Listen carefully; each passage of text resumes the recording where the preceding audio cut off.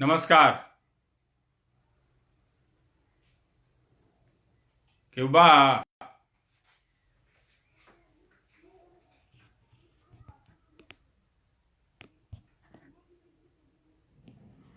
केहू बा कि ना?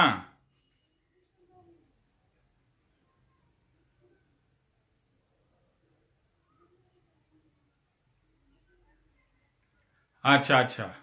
ऋषिकेश जी। अच्छा नमस्कार। विवेको बड़ा, अरुणेश कुमार गोलू, आशीष पाठक, एहसान शेख, प्रभास शर्मा, आशीष रंजन सिंह, शहजाद अली, सौरभ तिवारी। अरे हम गुरुजी ना आई हैं सौरभ। सन्नी रंजन, अरुणेश कुमार गोलू मोतिहारी से हन। वाह का बात में जिला।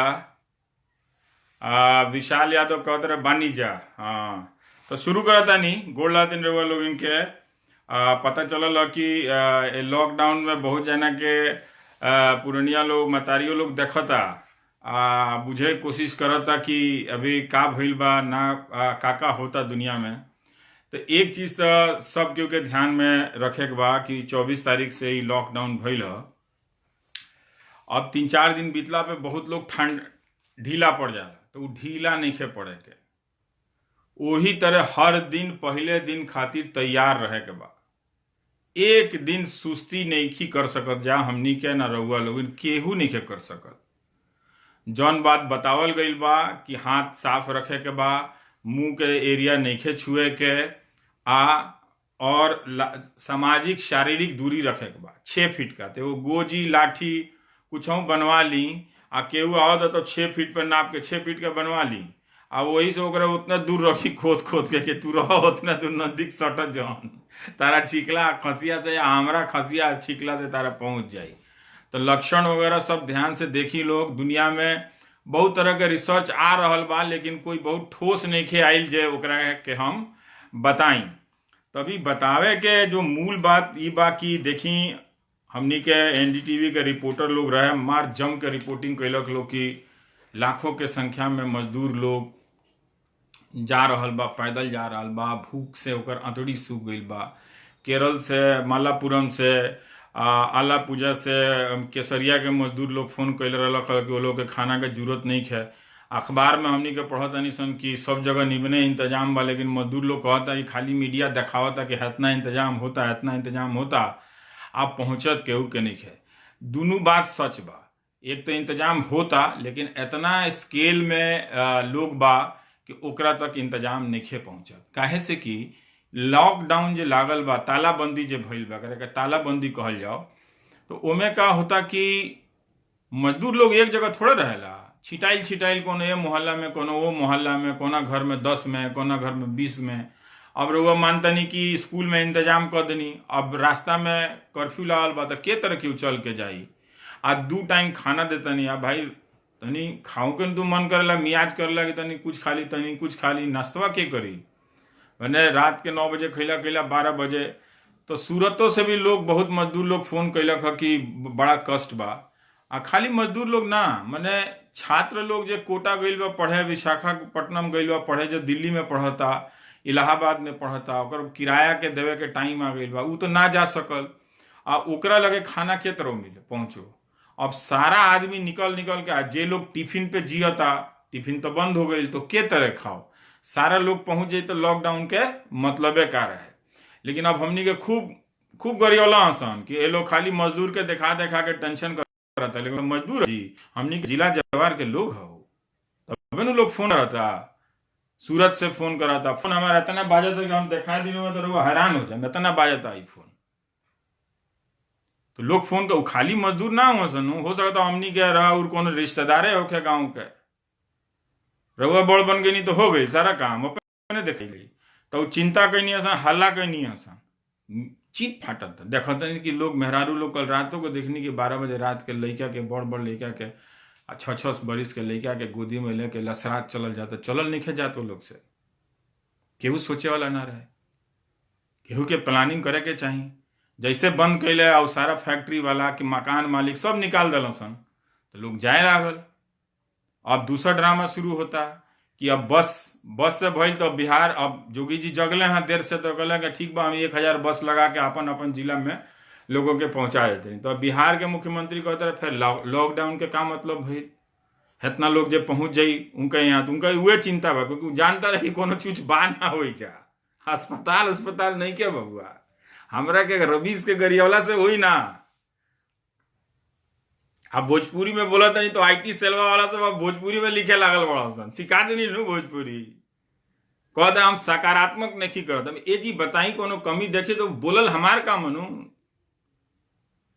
हमार काम है, हम वही बोलत रहनी है वेंटिलेटर के बारे में। तो देखिए अब लेट 1 हफ्ता 10 दिन लेट कर दिलक लोग, ये लोग बोले में खाली, लेकिन बोलनी है गाड़ी सुननी है लोगों की ई पॉजिटिव बोल नहीं बोलत, अस्पताल में वेंटिलेटर नहीं के तो के बोली, हम ही बोलत रहनी है।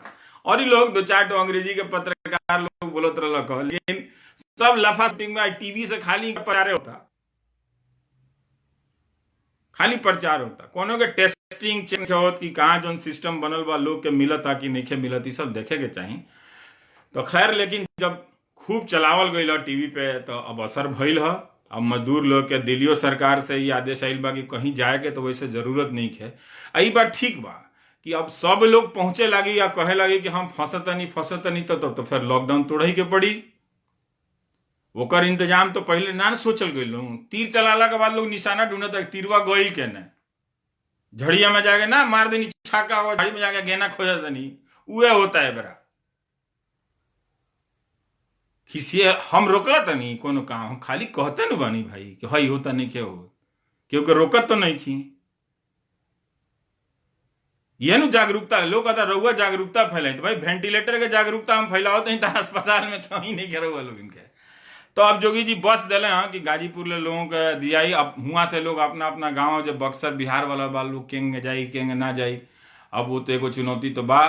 एगो बहुत अच्छा काम भइल, अगर रउआ लोग जानत तनी कि दिल्ली सरकार, दिल्ली में एगो ग्रुप गूगल मैप में ही कम से कम 500 सेंटर के नक्शा बना दिले बा, आ सर्च कैला पे आ जाता। केहू मान लीजिए कि पूछता कहीं लूनी में फंसल बा, केहू करावल नगर में फंसल बा। नबी करीम सब लोग फोन कैले रहे कि भैया हमनी के खाए के नहीं खे जरूरत, 2 दिन हो गई खैला बिना, केहू रही के तरह रही, ये लोग केहू लोग ना सोचलक, लोग खाली सेंटर खोल के बुझ गए लोग। लेकिन करे के चाहते रहे, एगो डॉक्टर मैथ्यू कहले कि जानते रह एक करे के ही चाहिए कि ठेला पे खाना पैकेट में रख दिया हो, आ उ ठेलवा लेके एगो आदमी चलो, तो मान लीजिए कहीं जहां मजदूर लोग रहता, गली में आवाज दे जाओ लोग आओ, अपन 4 पैकेट 2 पैकेट लेते चल जाओ लोग और ठेला जाओ। तो ये तरह के सप्लाई करे के चाहते रहे व्यवस्था।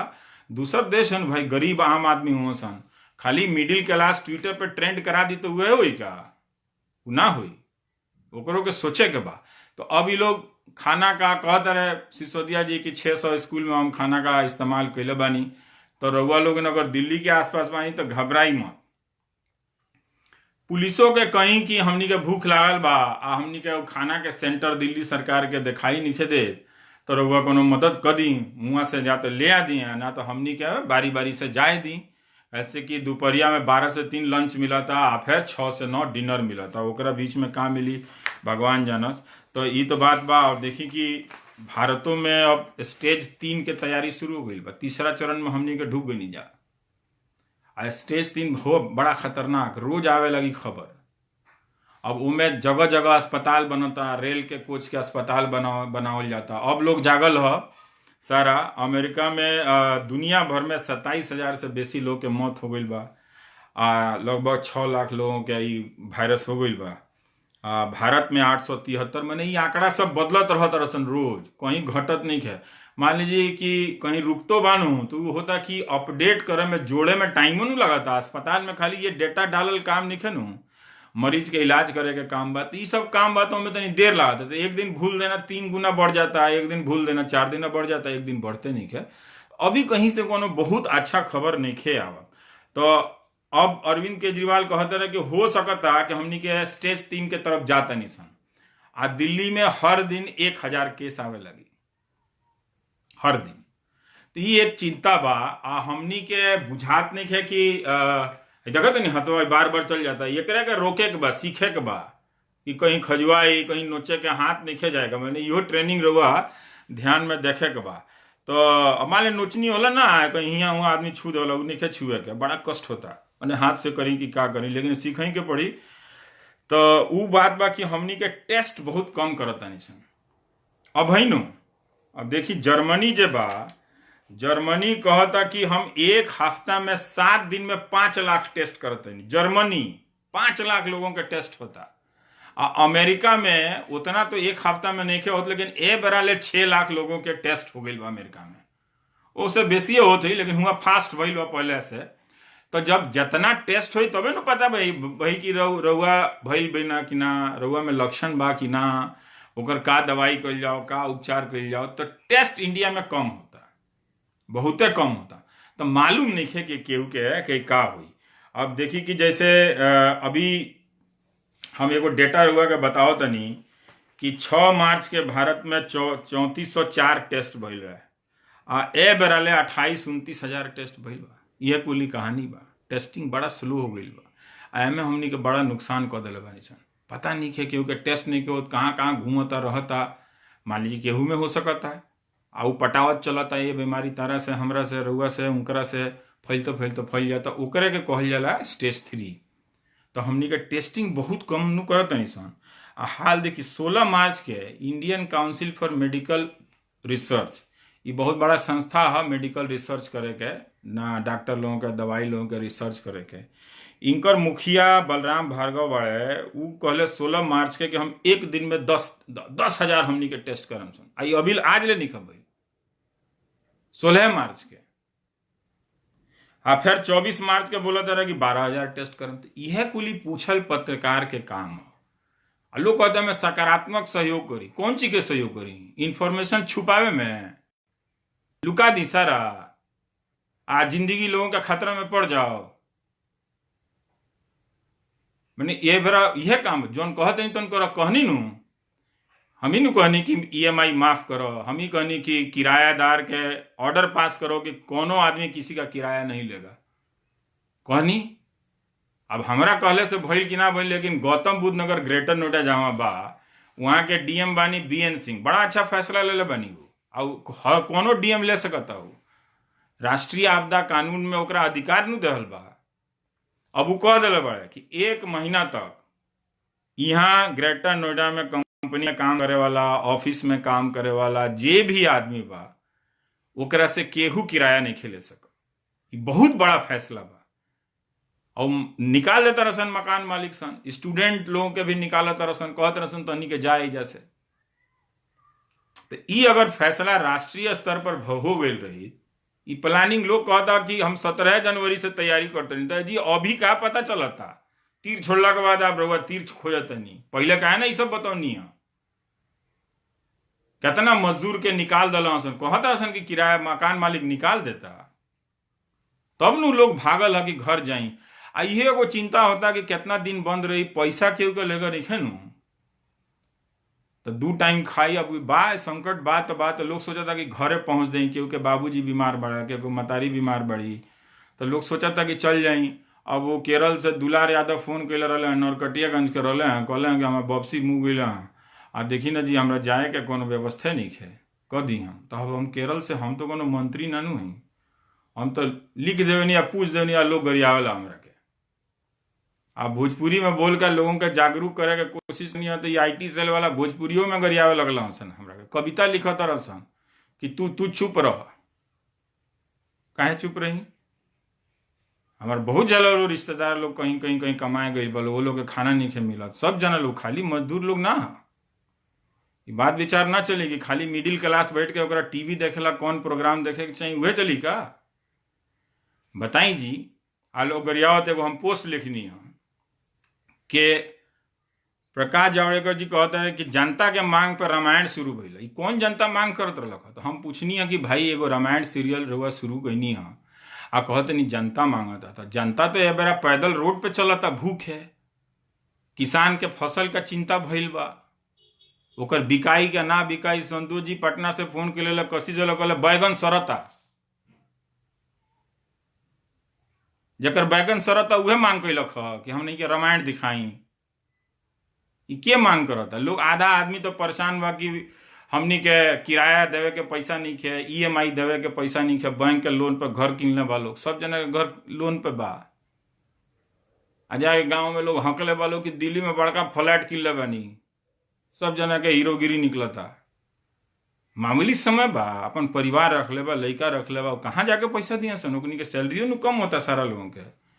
तो के रउआ चला दी जोन जोन करे के बा तौन करी, लेकिन पत्रकार के तो पूछल फर्ज बनता नु कि जनता रोड पे बा, जनता भूखे बिया, तो कौन जनता टीवी सीरियल देखे के मांग कर? तो चलाओ तरह सन कि रामायण के खिलाफ बोलत रहे। हम रामायण के खिलाफ बोलनी है, हमरा अकील नहीं है, हमरो अकील बा, हम जानते नहीं, हम रामायण के खिलाफ नहीं बोल सकत। काहे बोले जाए भाई? हम बोलत नहीं कि जौन समय में रउआ जनता के मदद करे चाहिए, रउआ टीवी सीरियल चलाओ तो नहीं, यह बड़का काम है। पूछी अस्पताल के बारे में, पूछी मास्क के बारे में, सारा डॉक्टर लोग तो परेशान बा। डॉक्टर लोग के जितना फैमिली के लोग बा, एक जना के लिखला कि हमार दीदी डॉक्टर बड़ी आ उनका कुछ नहीं के मिलल, रउआ बोल दे। तू क्या बोलत रह? दीदी काहे नहीं की बोलत? तो कहता कि डरा तरी, उनका चेहरा नहीं खे आवे के चाहत। नालंदा मेडिकल कॉलेज में लोग बड़ा डराइल बा, नर्स लोग डराइल बा। तो पत्रकारें ने बोली कि भाई एकनी के मास्क नहीं खे, पीपीई नहीं खे। अब बोल रहे हैं, अब जाके बोल रहे हैं कि हम जाके हम ये सब इंतजाम करत नहीं। तो हमनी के रामायण सीरियल के बाद के रउआ सोची तनी, बुद्धि बेच मत दी। एबरा सबके हाँ जान प्राण हकासल पियासल आदमी रोड पे चला था, रामायण सीरियल ज्यादा इंपॉर्टेंट बा क्या? आई जानते नहीं कहा ये फैसला लेहल जाला। जानता सन कि हमनी के कुछ लोग बोले सन तो एकनी के धर्म के विरुद्ध देखावल जाई है भाई। अब इनो एहू समय ये चलता, जागरूकता के प्रोग्राम ना लॉन्च करती कि लोग जानो केंगे बाँचल जाई। अभी बहुत लोग मानसिक दबाव में बा, मानसिक विकार में बा, ओकर काउंसलिंग शुरू करवा देती। तो 9 बजे दिन में रामायण, रात को 9, ये बड़का काम बा। तो पूछिए देनी तो हेतना कहे बिल बिलाता लोग, इतना बिल बिलेला के जरूरत नहीं है। तो टेस्ट हमनी का अभी आज के तारीख में भी हमनी के 30,000 नहीं की सन। आज के तारीख में सोची महीना से बेसी होता। काहे नहीं आपका टेस्ट बढ़ा? क्या इंतजाम था आपका? एडवाइजरी या नोटिस मत दिखाइए, बताइए इंतजाम रोड पे क्या था। बिहार में बताइए, कल कोई कह रहा था कि टेस्ट नहीं हुआ, 12 करोड़ की आबादी है। जर्मनी एक हफ्ता में 5 लाख टेस्ट कर रहा है। लबर तबर बतिया देने से थोड़ी होगा। एजेंसी लगा के, सब जना के लगा के रबीस के गरियाओ। अरे भाई, सबके भविष्य दांव पे लगल बा, रबीस के गरिया क्या कर बोलोगे? आप बोली नू कि डेरा पर रहे के बाद डराएगा नहीं। देखिए बलिया प्रशासन के लोग बुझ गिलक लोग कि काम ही ठीक कैले बा, तो वो लोग अपना सोशल मीडिया में मोटो बना दिले बा, मीम बना के चलौलक हलो कि लोग डेरा पर रहे के बाद डराएगा नहीं। तो हम तो मनोबलो ऊंचा करत नहीं, एकदम ढीला नहीं रहे के, टाइट रहे के बा। ये बात सब सीखे के चाहिए रहुआ लोग इनके। आज ले वो 16 मार्च के कहले कि हम एक दिन में 10,000 टेस्ट करें, आज ले 10,000 टेस्ट नहीं कर सकत। एवरेजे पड़ता रोज क्या 1500 नहीं, हम गणित में तो नहीं कमजोर है, तो 1200 पड़ा, ज्यादा से ज्यादा बेसी से बेसी एवरेज 1200 टेस्ट होता। ऐसे हमनी की यहाँ संख्या कम बा, जांच होको तब न पता चली। तो ये बहुत ही दुखद बात बा। लेकिन एक और इम्पोर्टेंट फैसला भइल है, बहुत लोग फोन करत रहलक ह कि ये अच्छा फैसला बा केंद्र सरकार के तरफ से। अब देखिए, लॉकडाउन से पहले, तालाबंदी से पहले रउआ ना सोचनी तो अब बस चलावे के पड़ल। अब उमें भी 2 तरह का अंतर एक और बार हो गई कि जे मजदूर, जे छात्र राजस्थान के कोटा में फसल बा, उ कैसे जाई पटना तक, उ कैसे जाई कटिहार तक। बहुत लोग के लड़का लोग 2-2 दिन से खैले नहीं खे, मतारी लोग फोन कर के रोता। ये हम लिख देते नहीं तो हम लोग कहते कि हम सकारात्मक काम नहीं करत। ये लोग के काम हो गई बा का? ये लोग के काम हो गई बा? ये ठीक बात नहीं है। सोची रहुआ लोग ऐसे भोजपुरी में नहीं हाँ कि ये सारा टीवी वाला का काम बा जनता के बेवकूफ बनावल। बुझ जाई आज हो, ये हम टीवियों पे कहे नहीं, घूम घूम के कहता नहीं। वो कोनो पत्रकारिता होता, चकोड़ाबाजी होता, खाली चकोड़ाबाजी होता है पत्रकारिता के नाम पे। तो ये बात देखे के पड़ी कि रउआ हम तो टेस्ट के बता देनी, लेकिन खेती पे बड़ा अच्छा एक फैसला भइल कि अब गेहूं का कटाई शुरू हो सकता। सरकार कह दिले बड़ी, अब गृह मंत्रालय भी, अब जो अमित शाह जी के जो मंत्रालय बा ओकरा अधिकार बा वो मंत्रालय का, तो छूट दे दिले बा कि तालाबंदी में के खेती अब कटाई हो सकता। तो गांव में जकर जकर गेहूं खड़ा बा वो कटावल से शुरू कर लोग अपन अनाज यानी अब गांव में अब एक्टिविटी तो शुरू हो जाई। तो एकर कम से कम तरीका बतावे के चाहत रहलक ह, वो लोग ना बतौलक लोग। अब हम पूछतानी, देखिए एगो अफसर फोन कैलक, पुलिस अफसर कहलक कि हम गांव गांव में घूमतानी, बड़ा लोग दुखित बा, उपिए के रहे, कहते कि अब ये फैसला भइल। हमके ना, तो नीमन फैसला भइल जी, के अमित शाह जी के मंत्रालय से नीमन फैसला भइल कि खेती अब शुरू होको कटाई। तो कहले कि ये अधे भइल, लेकिन मजदूर लोग के बतावे के बा कि वो लोग एक जगह जाके ना खड़ा हो, 6-6 फुट के दूरी पर रह के गेहूं काटो लो। अब वो अनाज मजदूर लेके गांव तक अइहा सन, गांव के खलिहान में रखिया सन, फिर दवाएं दौरी हुई। तो ये सब के भी तरीका है वो बतावे के न पड़ी जागरूकता खातिर। केहू नहीं करत असली काम, खाली काम बात बजे पूछे वाला बा नु गरिया लोग इन रवीश के, उससे का हो, हम बोलना थोड़ा छोड़ दे। एक बात हमार गलत नहीं है भइल, जौन बात हम 10 दिन पहले कहत रहनी है वह बात अब होता।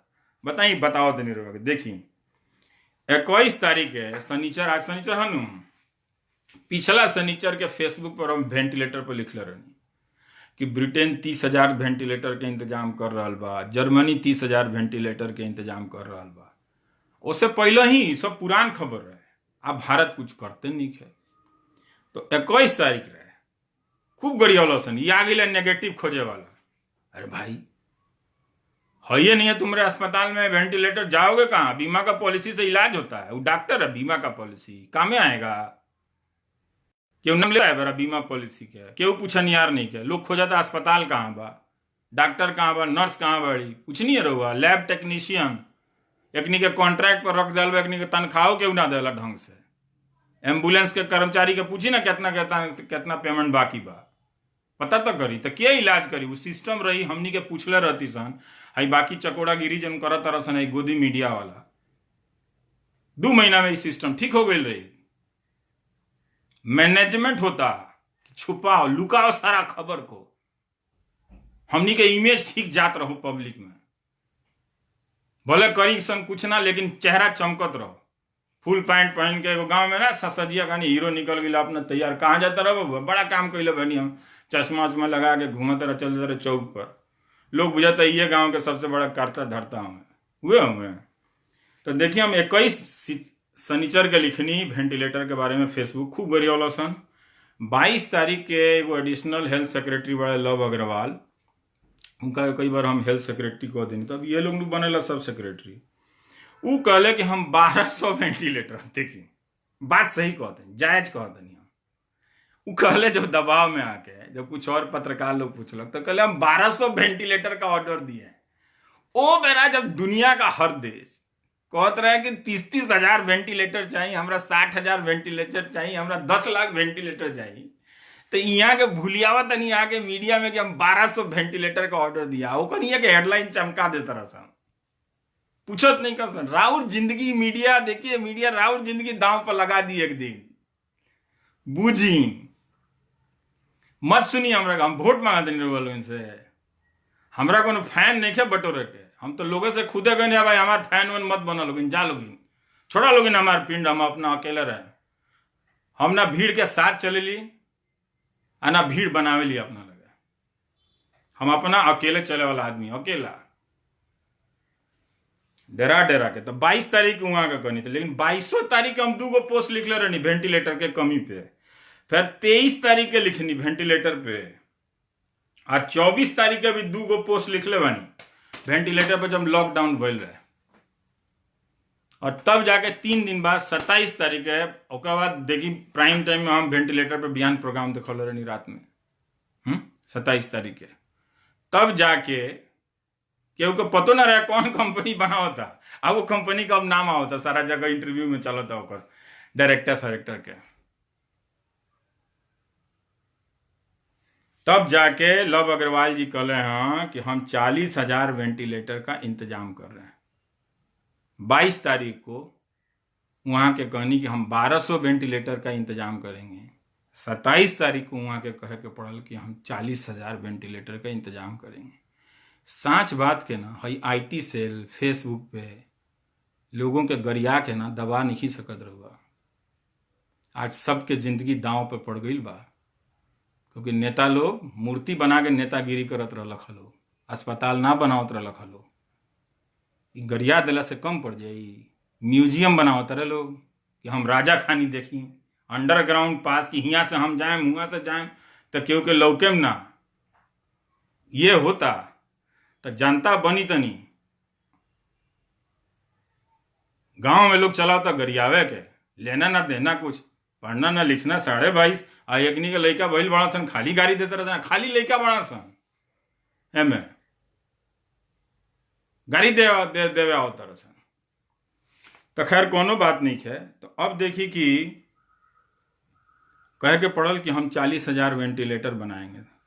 तो 21 तारीख को हम लिखनी, 16 तारीख के ब्रिटेन के सरकार के प्रधानमंत्री 16 तारीख के सोची सारा कार बनावे वाला कंपनी के साथ मीटिंग कैले कि भाई हमनी के वेंटिलेटर बनावे के बा, हमनी के पास बेसी नहीं है 8,000 बा, तो जल्दी से कम 12,000 का कैल जाओ, आ जल्दी से फिर बढ़ा के 30,000 कैल जाओ ब्रिटेन में। आज 16 तारीख तक तो हमनी के यहाँ नावे ना निशान ना रहे। अब हम 21 के लिखनी, 22 के वो 1200 वेंटिलेटर बोले, और फिर जाके 27 के कहले कि हम 40,000 वेंटिलेटर लाएंगे। अब एमें नीमन बात ई भइल कि जॉन हॉपकिंस यूनिवर्सिटी के अनुमान, अब अपन यूनिवर्सिटी के नाम कहीं सुनाई देता, राउर कस्बा वाला कबाड़ बना के छोड़ दिले बड़ा सा, ताकि राउर लइका फैका पढ़ के विद्वान ना हो। लेकिन रउए इलाका के लोग पहुंच जाते जाके अमेरिका में कर रहा बा रिसर्च। एगो झांझी बाड़े हार्वर्ड के डॉक्टर उहे बयान देता रहे चारों तरफ अमेरिका में, बड़का भारी डॉक्टर बाड़े तो हुई है, लेकिन वो जहाँ से पढ़ले बड़े वहाँ एगो ढंग के कॉलेजो ना हुई बेरा, उनका परिवार के लोग जहाँ पढ़ ले। अब का जाने वो अमेरिका में कहाँ से पढ़ ले, लेकिन बात ये बा। तभी 40,000 वेंटिलेटर में भेल कंपनी से भारत इलेक्ट्रॉनिक्स से कहले हैं कि 1-2 महीना में भाई 30,000 वेंटिलेटर बना के दो, और ही पब्लिक सेक्टर कंपनी से कहल गई कि 10,000 वेंटिलेटर बना के दो। आज जुलाई तक जॉन हॉपकिंस यूनिवर्सिटी अमेरिका का यह रिसर्च कर रहा बा, एकरे रिसर्च के आजकल मान्यता भइल बा। ई कहता कि जुलाई तक भारत में 10 लाख वेंटिलेटर चाहिए। अब बा 50,000 ना 17,000 ना, कोनो अखबार 50,000 लिखत रहसन, कोनो 40,000 लिखत रहसन, कोनो 70,000 लिखत रहसन। लबरइये में सारा दुकान बाजार चलता जी। एगो ऑफिशियल आंकड़ा सरकारों को देवे के चाहिए नु। ई पूछल गलत बात बा, यह नु सकारात्मक बात बा कि सब चीज लोगों को सबका जानकारी होको, ताकि लोगों में भरोसा हो। तो लोग यहाँ आंखें बंद करके भरोसा कैले बा, कहता हम रामायण देखें। कौन लोग कहलक रामायण हम देखें, तनी बताई, हम जाने के चाहते नहीं। कहाँ जनता के इतना मांग पे मंत्री जी का इतना मांग पता चल गई। हमनी के जनता में नहीं रहा सन, तो लेकिन कहे के पड़ल 21 का हम लिखनी, 27 के यहाँ के कहे के पड़ल कि हम 40,000 वेंटिलेटर चाहिए। अमेरिका कहलक कि 100 दिन में हम 1 लाख वेंटिलेटर बना के अपना मित्र देश के भेजेंगे। तो भारतों को में कुछ मिली, भारत एक गरीब मित्र देश भइल बा। आ मारुति कंपनी, महिंद्रा कंपनी सब जुट गई बड़ी सन वेंटिलेटर कंपनी से साझेदारी करके एगो नया बिजनेस खड़ा हो गई। लेकिन अभी वेंटिलेटर चाहिए। अब देखी रहोगा कि अब हम एगो गंभीर बात की तरफ लेके जाता नहीं हम, जे बहुत बात इम्पोर्टेंट बात बा कि अगर रउआ टीवी देखता नहीं तो न्यूयॉर्क के गवर्नर के प्रेस कॉन्फ्रेंस देखी, आपनो यहाँ के प्रेस कॉन्फ्रेंस देखी। वो जब प्रेस कॉन्फ्रेंस करता तो 20 मिनट 25 मिनट में सब बात बतावता, अपन कमियों बतावता, अपन चुनौतियों बतावता, अपन वाहवाइयों करता, अपन फेलियरों बतावता। यहाँ लोग 5 मिनट में बोले देखिए अपना बजवनी है, छोड़ देनी है। तो वहाँ पर न्यूयॉर्क में देखी एक दिन में 44,000 केस अभी तक हो गई बा न्यूयॉर्क में। 2 करोड़ लोग की आबादी बा। काहे से कि वहाँ टेस्ट बहुत न होता। अमेरिका में 6 लाख टेस्ट भइल, रउआ कि यहाँ 30,000 अभी नहीं भई टेस्टिंग। ये सब 10 दिन पहले हो जाए के चाहत रहलक आ ना भइल। ई पूछे के टाइम आई तो टीवी पे रामायण दिखाओ भाई, हो सारा चैनल पे तो रामायण चलता, सब तो आरती नु चलता, पत्रकारिता थोड़े होता। तो वो गवर्नर का काल प्रेस कॉन्फ्रेंस सुनत रहनी, अगर अनुवाद करके हम अपना फेसबुक पेज में भी डालले बनी, यही पर पढ़म रहुआ लोगिन। तो वो कहले बड़े गवर्नर कि 3 मार्च तक हमनी के पास 3000 बेड रहे, लेकिन ए बेरा ले मैंने बिहान ले 27 तारीख ले 53,000 बेड का इंतजाम कर ले। और न्यूयॉर्क में अभी 40,000 आईसीयू बेड चाहिए, खाली एगो न्यूयॉर्क में 2 करोड़ के आबादी पे फैलता, तो तैयारी तो करे के न पड़ी। तो अभी कई अस्पताल वहाँ बनाता, मैंने फुटबॉल का मैदान, जैसे दौड़े वाला ट्रैक है, यूनिवर्सिटी का ग्राउंड है, ये सब के अब अस्पताल में बदले के पड़ता। अब वहाँ के एगो आंकड़ा चल रहा बा कि अप्रैल से एक दिन में 2000 से बेसी लोग मरी, तो तब डेड बॉडी के ले जाएला वो अस्पताल के फ्रिज वाला बस बनता। बड़ा दुखित, बड़ा भयानक सिचुएशन है ये। मान लीजिए ना आइल तो किस्मते के बात है कि ना होके। तो ये 20-25 होता कि जितना लोग हमें मुँहता वो ज़्यादातर वेंटिलेटर वाला, क्योंकि देखिए वेंटिलेटर पे आप 3-4 दिन रही तो ठीक होके बाहर आ जाए, जितना ज़्यादा दिन तक उमें रहल जाई तो मैं मुश्किल बढ़त जाला। अब जितना लोग मुअल बा, गवर्नर साहब कहत रहे कि उमें 20 से 25 दिन तक लोग वेंटिलेटर पर रहल बा। तो ऐसे वो लोग के माने जितना बूढ़ लोग बा, मान ली तरह तरह के बीमारी वाला लोग बा, जेकर शरीर कमजोर हो गई बा, ओकर बड़ा खतरा बा। तो घर में ओके के तनी 6 फीट वाला गोजिया लेके, लठिया लेके आ दूरी बना के रखे के बा। बुजुर्ग लोग के लगे जाए के नहीं खे। माई के मान ली गोड़ दबावे के बाद तो मुँह पर तनी ठीक से मास्क उस्क लगा ली, आ तनी माई के फिर गोड़ दबा दी होगा। बाबूजी के गोड़ दबावे के बाद तो देह दुखाता, मालिशे करे के होके बाद तो तनी नज़दीक जाता, नहीं तो पूरा मुंह हाथ सब बांध ली, आपको हाथ को खूब बढ़िया से धो के जो बतौले रहनी हाँ उस तरह कऽ के जाई। सेवा तो करही के बा माँ बाप के, तो वो एगो ध्यान में रखे के बा। तो अभी अस्पताल बन रहा बा भारतों में, रउआ लोगिन देखी कि स्टेज 3 के तैयारी हो गई बा। स्टेज 3 के तैयारी शुरू होता, जगह जगह लोग कहीं 100 बेड के अस्पताल बनावता, लोग कहीं पे 50 बेड के बनावता, खोज रहा बा लोग। अब लेट जनता तो जागरूक हो गई बिया नु, तो देखत या का बा। तो अब ये सब चीज़ देखल जाला, बोलल जाला। हम कोनो बेजाय बात नहीं कहनी हाँ। 21 तारीख से हम वेंटिलेटर के बात करत नहीं देखी, और 16 तारीख से इंग्लैंड के पर हम देखत नहीं कि हुआ पर हुड़दंग मचल बा, जर्मनी में हुड़दंग मचल बा वेंटिलेटर के। ई लोग कम से कम 9 दिन, 16, 9, 25 और 11 दिन लेट भइल बा लोग खाली कहे में। 11 दिन कम होला जी। जेकरा कार्यकर्ता लोग बा अपना बीजेपी का, करो लोग प्रचार, हम कहाँ के करी? हमार काम है, राउर काम है। करोड़ों रुपया का सरकार के पास पैसा फूका, तो हमें प्रचार अखबार में मामूली विज्ञापन छपता। जितना बात कहनी होता कि ना, आखिर क्या गौतम बुद्ध नगर के देखिए कितना बड़का फैसला ले लो कि केहू से किराया नहीं खेलियल जा सकत 1 महीना तक, हो गई। कहीं EMI ने तो अभी रिजर्व बैंक कहले हैं कि 3 महीना तक। अब बैंक लोग देखा रहे कितना मानत लोग कि नहीं मानत, जकर अपने आप कटेला वो बैंक के फोन करे के बा कि 3 महीना राउर सैलरी EMI ना लो कि तनख्वाह नहीं मिलत राउ, तो रउए सूचित करे के बना। तो वो ऑटोमेटिक जो कटेला वो कटा जाई, तो रउआ फोन करी बैंक के, बताई कि ना होई। अब बहुत लोग, बहुत अच्छा लोग भी हमें खूब निकलल बा, लोग बड़ा तकलीफ में लोगों के मददों करता, लेकिन ओकरो राशन खत्म नहीं हो जाता सारा चीज।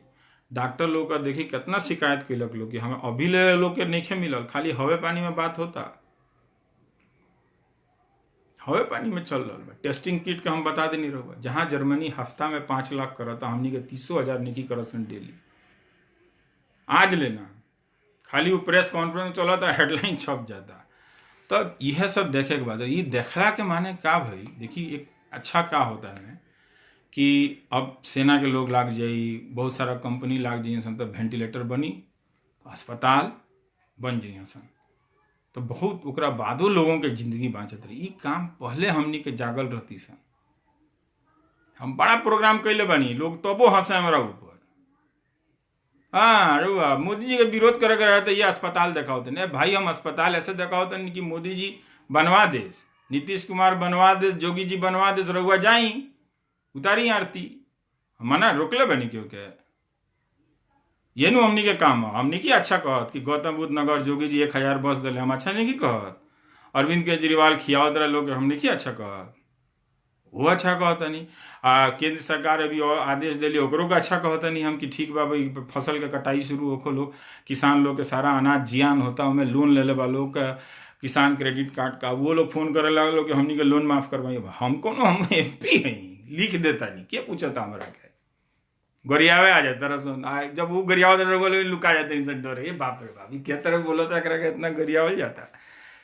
हम अपना ला नहीं बोलत, राउर जिंदगी ला बोलता नहीं, जाना तनी मोतिहारी जिला के ही तो हमको पता बा कि गांव देहात के लोगों के पास अगर उस लड़के को, बच्चा को, लड़की को अच्छा स्कूल कॉलेज मिला नहीं होता तो बहुत अच्छा करता हो। मेहनत करने में हम लोग कम थोड़े हैं किसी से, वो नहीं मिला है तो नहीं तकलीफ होती है तो बोलते हैं कि भाई क्या नहीं मिल रहा है। कोई ई क्यों नहीं कहत कि ला बोलत रहा नु द इतना बढ़िया कॉलेज बना देनी, अब हो गई तार मुंह बन गई, ई क्यों नहीं कहत, खाली गरिया आया होता रसन, कविता लिखत रसन भोजपुरी में IT सेल वाला, ओकनी के पहले 4 दिन ना बुझाइल कि बाप रे बाप ये तो भोजपुरी में इतना पॉपुलर हो गई बा। 14,000 लोग देख रहे बरा, 14,654 लोग। अच्छा ठीक बा, तो जे बा तो रउआ लोग खूब देखिए, वो गाड़ी दिला बड़ा है कोई बताई ना, आपसे में लोग गाड़ी देता लोग, कितना गलत बात बा। यह लोग सीख गई पा लोग गाड़ी देवे के। चेक करी अपन रउआ लोग लड़का लोग के कि ये लोग का करता लोग, तो ये सब कोनो बात गलती कहनी है। रउआ प्रेस कॉन्फ्रेंस में देखे ना अंग्रेजी कितना लोग जानता, सब क्यों जानता है अगर बुझता, देखो तो नहीं अंग्रेजी में। वो एंड्रयू का क्यूमो बड़ा न्यूयॉर्क के गवा, उनका प्रेस कॉन्फ्रेंस देखिए खुदे पता होता है कि हमनी के इतना चाहिए राष्ट्रपति देत नहीं खान, उनका के भेजे के चाहिए। यहाँ जानते नहीं गलती लुकावे के खातिर है ना, हमनी के संकट आइल बा, एकजुट रहे के बा, आज सकारात्मक बोले के बा, कुछ नहीं के पूछे के। ई कब से बोला हुआ जब न्यूयॉर्क के गवर्नर अपना राष्ट्रपति की आलोचना करता, देरी होता तो करी ना, तो देश के विरोध हो गए आ लोग मर जाता, और ऊपर जे चुप रहल आ लोग मर गए, वो देश प्रेमी हो जाए। तो हमार बात कहल लिखल सही भइल। 21 तारीख के वेंटिलेटर पे लिखे रहे, 27 के यहाँ के कहनी कि 40,000 वेंटिलेटर चाहिए। अभियो कम कहा था, 10 लाख वेंटिलेटर चाहिए अभी भारत के जुलाई ले।